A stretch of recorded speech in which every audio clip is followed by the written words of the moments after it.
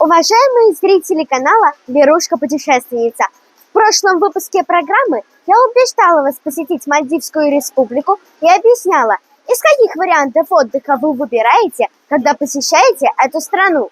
Надеюсь, вы посмотрели прошлый выпуск, поставили лайк и подписались на мой канал.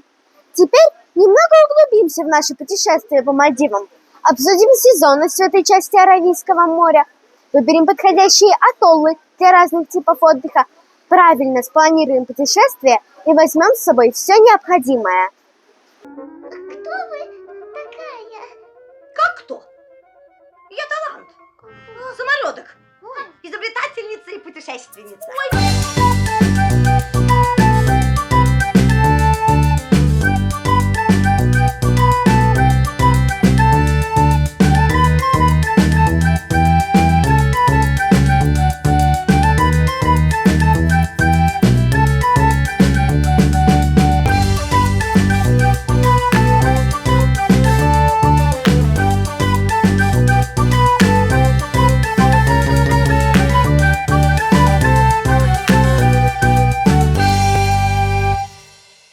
Весь прошлый выпуск мы обсуждали 3 типа отдыха на Мальдивах. Отдых на так называемых ресортах, отдых на островах, где живут местные жители, и сафари, путешествия на яхтах или катерах, позволяющих путешествовать по разным атоллам и любоваться разными морскими обитателями. Так вот, главное во всем этом – это то, что Мальдивы не круглый год являются климатическим раем. Несмотря на то, что температура воздуха и воды тут вообще не меняется и находится в пределах самых комфортных для человека, на Мальдивах тоже есть сезоны. Их всего 2 – влажный сезон и сухой, как и в случае с Бали, который мы обсуждали в отдельном выпуске. Однако месяцы смены сезонов в Мальдивской республике другие. Сухой – лучший сезон для отдыха, длится с января по апрель. Приезжая в эти месяцы, вы можете быть уверены, что вас ждет прекрасная погода, солнце, спокойное море, отличная видимость под водой и отсутствие сильных ветров. В придачу с этим сезоном идут более высокие цены в отелях. Влажный сезон с мая по ноябрь. В эти месяцы погода непредсказуемая. Шторм с дождем могут идти сутками целую неделю. И это не шутка. Солнце может не показываться буквально в течение всего дня. И даже когда солнце появляется, влажность в воздухе всегда очень высокая. Причем самый неприятный сезон – это май. Во время старта влажного сезона погода всегда плохая, и море всегда очень неспокойное. Тут даже нечего пытаться выиграть от поездки на эти прекрасные острова. Просидите в номере, не выходя на улицу. Не забывайте, вместе с влажным сезоном появляется главное бедствие тропического отдыха – москиты. Между сезонами остается 1 месяц – декабрь, когда уже стоимость отдыха будет серьезно расти. А вот погода может преподнести неприятный сюрприз. Тут уже можно рисковать, но не ожидайте от этого месяца полноценного сухого сезона. Если вы апологет 2-го типа отдыха, то не пытайтесь ехать во время влажного сезона. Ставки слишком высоки. Стоимость поездки в эти прекрасные края не бывает низкими. Я уже объясняла, что связано это с тем, что Мальдивам, по сути, любую продукцию приходится закупать и перевозить между атоллами, независимо от сезона. А вот заплатить круглую сумму, оказаться на прекрасных островах и не иметь возможности выйти на берег в течение недели – сомнительное удовольствие.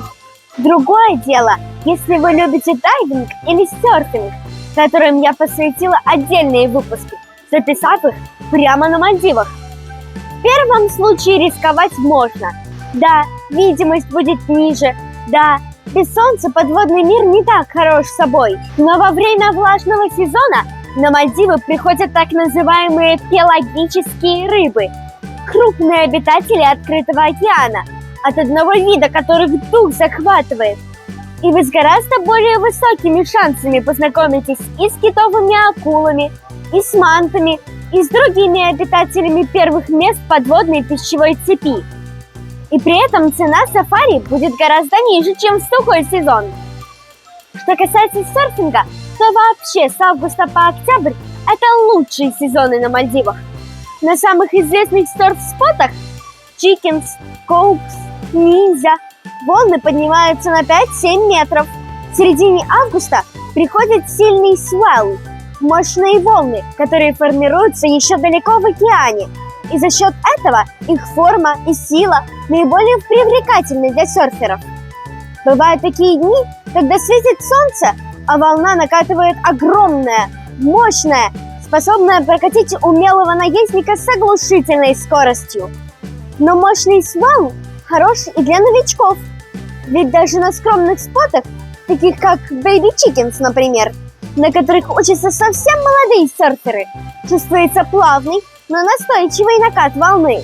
Поверьте, эти спортивные занятия подвластны каждому из вас. И я очень рекомендую хотя бы попробовать свои силы в них. При этом дайв-клубы, или так называемые дайв-шопы, находятся практически на каждом ресорте, на каждом острове. Поэтому при выборе места отдыха, если вы решили отдохнуть под пальмой и заодно пару раз погрузиться с аквалангом, вы сможете смело выбирать практически любой атолл. Главное помнить, что Мальдивы, при том, что это потрясающее место и для спортивного, и для неспортивного отдыха, все же не самое лучшее место не только для начинающих серфингистов, но и начинающих дайверов. Часто течения оказываются уж слишком сильные для беспроблемных, комфортных погружений. Учитывая новые ограничения, которые накладывают на любого русского человека снисходительная западная цивилизация, традиционные способы организации самостоятельного отдыха для нас оказались под запретом. Поэтому для организации поездки придется вернуться в древние времена и обратиться к агентствам, которые за рубли смогут вам организовать и отдых, и трехразовое питание, и даже запланированные спортивные активности с помощью так называемых депозитов, которые вы можете оплатить отелю заранее, до вашей поездки. Обратите внимание на то, чтобы полностью оплатить свой отдых заранее. На Мальдивах это несложно, ведь в случае, если вы отдыхаете на ресорте, возможности питаться где-нибудь кроме этого самого ресорта у вас просто не будет. Если речь идет о сафари, тут вариантов нет. На них вы сможете попасть сейчас только через российских организаторов поездок, потому что иностранные вы просто не сможете оплатить, если у вас нет зарубежных банковских карт. Но не волнуйтесь, операторов таких поездок до сих пор достаточно много. Я сделаю отдельный выпуск про дайв-сафари, поэтому в данном ролике больше возвращаться к этому вопросу не будем. А вот если вы решили отдыхать на берегу и греть животик под солнышком, то вас могут заинтересовать возможности нашего российского агрегатора отелей. Островок предлагает возможности для проживания в различных странах, в том числе и на Мальдивах. Оплата производится в рублях с помощью карты МИР. Курс валют, конечно же, окажется дороже, чем официальный, но в наших с вами реалиях выбирать особенно не приходится. Главную особенность организации отдыха на Мальдивах я уже упоминала в первом ролике серии. Обязательно планировать доставку до места отдыха. Чем дальше от Мали будет ваш остров, тем более уединенным и прекрасным он окажется, но вместе с тем и более дорогим. На ближайшие острова отели организовывают доставку из аэропорта скоростными катерами. Около часа пути по океану с потрясающими видами и прозрачной океанической водой для вас покажется минутой. Но индивидуальные трансферы, организуемые отелями, не бывают дешевыми.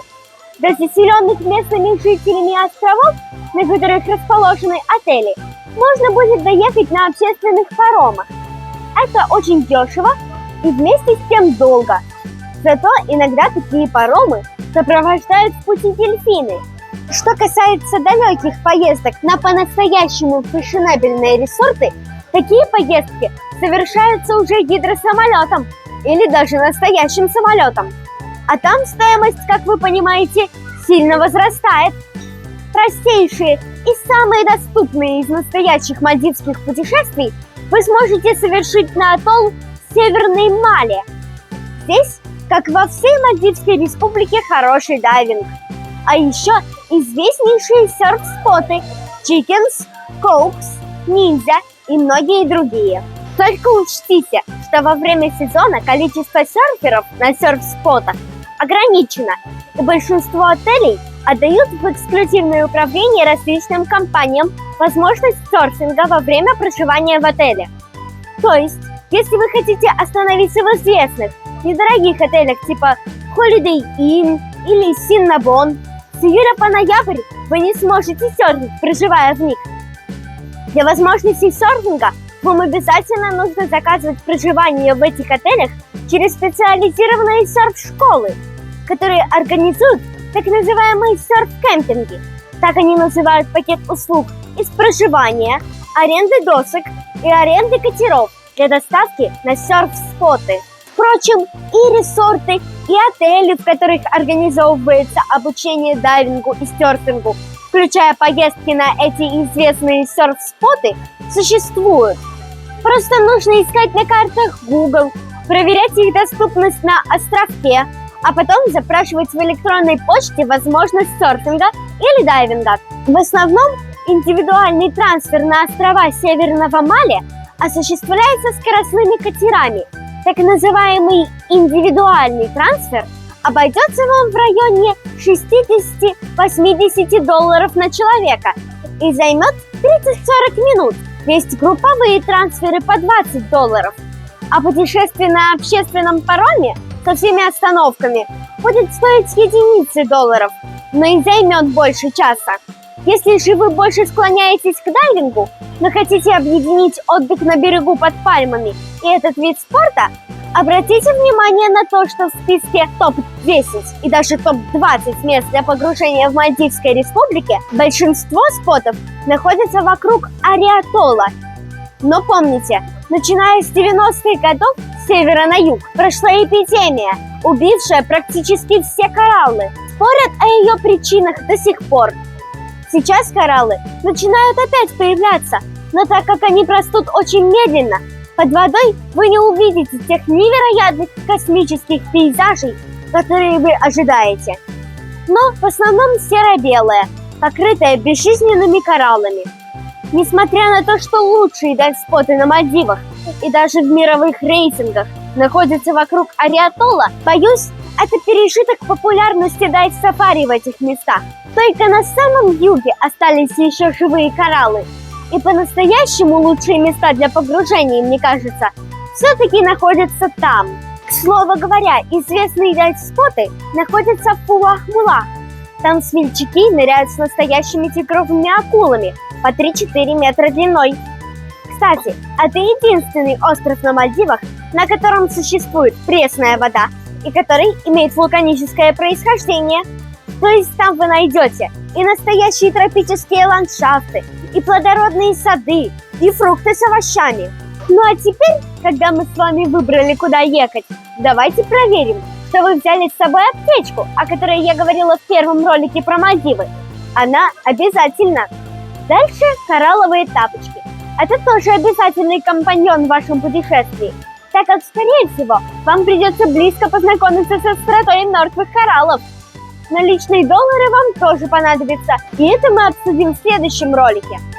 Обязательно, независимо от сезона, важен солнцезащитный крем и модные шорты и топики, чтобы не ударить в грязь лицом перед шикующими на ресортах Мальдив соотечественниками. Дорогу! В следующем ролике обсудим, через какие страны проще добраться до этой далекой страны. Приземлимся в международном аэропорту имени Ибрагима Насира, доберемся до столицы Мальдивской республики Мали и погуляем по этому странному, суетному городу. Если не хотите пропустить продолжение, обязательно подписывайтесь на канал Лерушка Путешественница. До встречи!